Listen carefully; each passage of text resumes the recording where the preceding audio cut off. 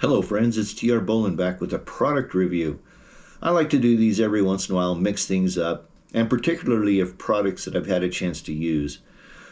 This is not sponsored in any way, shape, or form. In fact, what's driven me doing this video is I wanted to review with you the technical support I received on this microphone set. And we're going to do that later in the video. But for now, what I'm going to talk to you about today is the RØDE Wireless Go microphone system, okay? From RØDE Electronics. They're actually based in Australia. And I want to say to start off that I made a mistake, and so I'm going to recommend that you buy the Wireless Go 2 rather than the Wireless Go. I was a little short-sighted when I selected this microphone, thinking to myself, well, I'll never need two microphones. And in fact, I probably could have used two microphones on a couple of occasions. I've been able to work around it with some other equipment I have.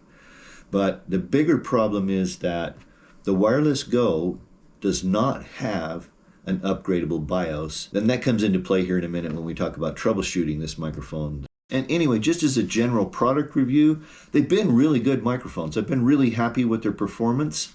Okay, what comes in the kit is you get the transmitter and receiver. Battery life has been really good on these. I've been pretty impressed with battery life. Now, they might be dead right now, it looks like, probably because, oh, they're going to work. Okay, so let me get these fired up here real quick. Okay, there you go. So now they're booting up. What we've got here is the receiver. You can see the audio levels that are on the receiver there. It has a selectable sensitivity. That's done with this button right here, marked dB. So if you want to turn the sensitivity down, you can see here that I've got it set to about 3/4. It goes to full. Then it goes to a lower sensitivity. Now I'm awful close to the microphone, so we're not seeing a lot. But when you get a little bit further away from the microphone, it does make some difference. And sometimes I've noticed that if I'm running on the full sensitivity mode, I'll get a little bit of distorted audio, so I tend to run on the, usually like this medium setting right here is typically where I like to run. So for me, what's worked best as far as locating the microphone itself is I started to use my hat. And so what I've done is that I'll clip it onto my hat like this, and then I'll just wear my hat. And I quickly became accustomed to it. It doesn't bother me at all that it's up there. But the big thing is, it's out of the way. When I would wear it on my shirt or something like that, I was constantly knocking it off. All right, because this microphone, frankly, isn't made for somebody that's working hard, okay, or somebody that's working around things. The reason I bought this is that I started a new series on my channel where I'm restoring a truck camper. I'm sharing some footage of that with you right now.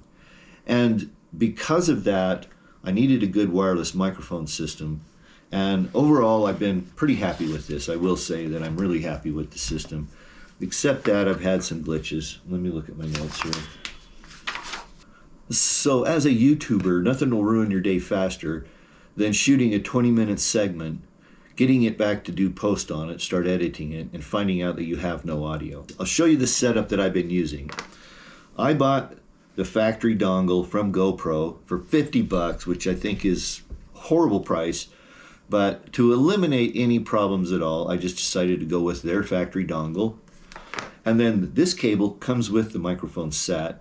And so you just tether this up like this, tether it to your GoPro. I can't show you because I'm using all my GoPros, but you plug it into the USB-C port, then tag it into the receiver here like that, and you're pretty good to go. And then I just pretty much hang this like this, so there's no strain on it hanging from the camera or the microphone. I'll try to find a way to hang this so that it's not hanging on this wire, adding additional stress to that connector. And it's worked well. Except that I've run into times where I've had no audio and I haven't been able to really track it down. I mean, I'll go through, you know, and I've tried to make sure that I've gotten really good about making sure that everything's plugged in tight, everything is good and firm. I try to keep these connectors clean. Since I'm working outside in the dirt and dust a lot, I often wonder if maybe the connectors might be getting garbaged up, the connector in the camera and the connector here. And so I do clean those regularly with a contact cleaner. I actually use this stuff, Deoxit, D5, and some kind of a foam cleaning brush, cleaning stick, if you will. This foam stick with this little teeny tip on it works really good to get down in here and to clean out the cracks of this. Make sure that your connectors are all nice and clean. Okay, so I've been maintaining it that way to help assure when I plug it into the camera that it works properly. But there have been several occasions where I have shot and I didn't have any audio. Now, I tracked it down one time where I forgot to turn on the transmitter, the microphone itself. Okay, so you can't fix stupid human problems. But there have been other times that I've gone back and I have not been able to identify why I wasn't getting any audio. That being what it is, you just go back, you reshoot the segment, and you move on. The other thing I want to note before I move on to the review of their technical support is the dead cats, dead mice, whatever you want to call these, that clip onto the microphone. I'm not a big fan of this system. You can see here, there's these two little red tabs. Okay, and you kind of got to really peel the fur back, and then you kind of got to make sure that you get it in there so that it clips in properly, and you do all this and that, and it seems like it's going to be okay, and usually within a couple minutes I've lost this. In fact, I've lost both of them that came with this kit. It comes with two within the first 4 days of actually working on my truck camper. One of them I found in a tarp on the roof. The other one I actually found in my clothes when I did some laundry. So I'd have to say this connection system leaves a lot to be desired. Again, if you're doing physical work, if you're doing something now, if you're just a talking heads type video, you're walking around, you're not actually moving around and doing construction type activities, I think they probably will work okay. But again, I just find this whole system of the way the connection works to be a little hinky. I've had trouble with them staying attached. We'll leave it at that. Okay, so as you can see here, I've been fighting this now for a couple minutes trying to get this attached. Let me see if I can actually do it, just to show that I can. There we go. Now it's attached. All right, but you can see it's not very well attached. You know, just the slightest little bump will knock it off. I have actually now started, when I use this, using a rubber band, and so I'll take and put this on, then I have a small rubber band I wrap around it just to make sure it stays in place. So the technical support issue I ran into, partly my fault, but partly RØDE's fault, was that these microphones would throw off this huge, loud digital click, and then the audio it was recording would just drop off into this power panel.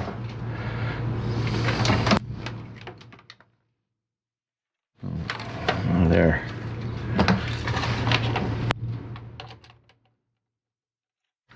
Then we'll go on this one. So come on, let's go over to my workstation and I'll show you exactly the problem I was having with this.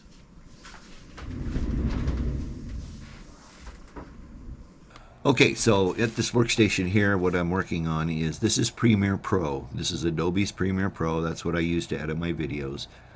And this is the segment I just showed you of me working on this electrical panel, okay?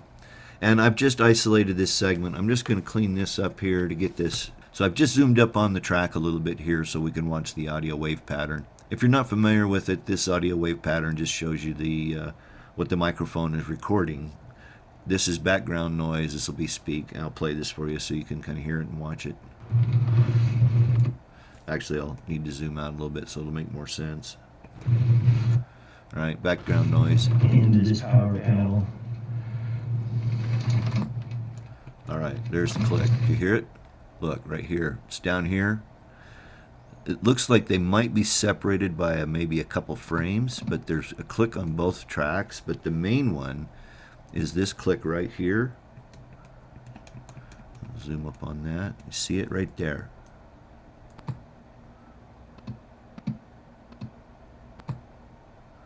Okay, it starts there. It peaks right there. You see how it peaks? And then it instantly goes into no audio. So we'll watch this back again. All right. So it sits there. It takes about, well, maybe 10 frames, something like that, maybe 20 frames. This is 60 frames a second footage. So it takes maybe 20 frames for the audio to drop off, and then it holds that for a few frames, and then the audio slowly starts to come back up. There. And then, once again, bang. This time it looks like it got both channels. I was thinking, okay, something else that could cause that would be something impacting the microphone. But let's look right up here at the microphone. We'll zoom up on it here so we can watch the microphone. Okay, here's the microphone.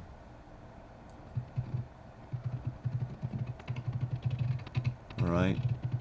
I'm not even touching the electrical panel yet. If you look right in here, okay. And besides, this electrical panel, there is nothing on this. This thing's been disconnected for months.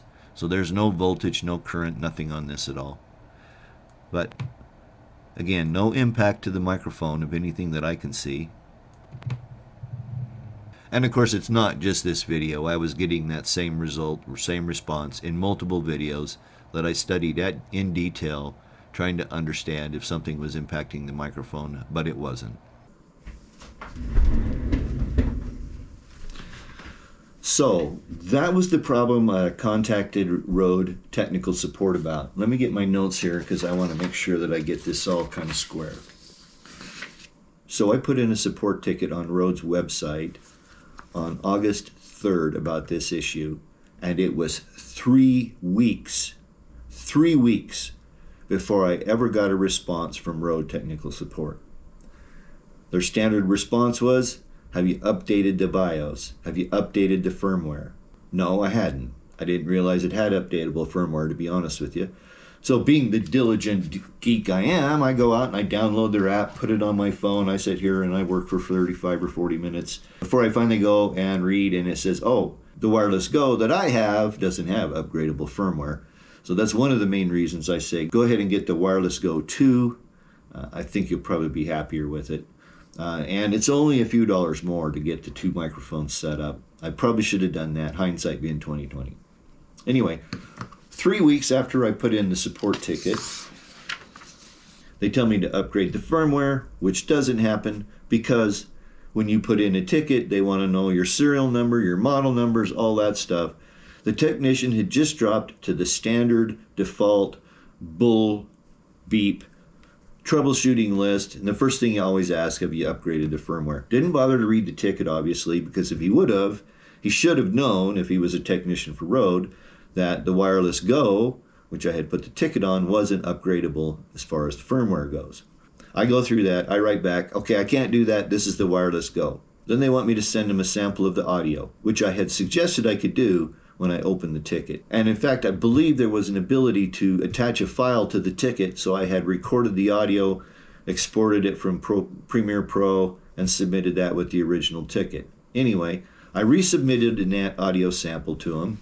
It wasn't until the 15th of September, almost 2.5 weeks later, that I got a response back explaining to me why the firmware wouldn't upgrade, blah, blah, blah. And I'm like, no shit, Sherlock. I figured that part out when I tried to update it. Anyway, my frustration level is starting to boil up here a little bit. I'm trying to be a chill dude, not get too wrapped around the axle. I know how it is to be a technical support guy. I ran technical support people as a manager for years. And so it never does any good to jump in their crap. But I was getting close. I did the audio sample to them 4 days later, which would have been the 19th. I finally get an email from them that says they're going to return authorize it. So they'll send me an RMA. And then I had to go back and fill out all of the same information I put in the original ticket, the serial number, the model number, who I got it from. I had to get a copy of the receipt to prove that I had a warranty, all of that ho-ha.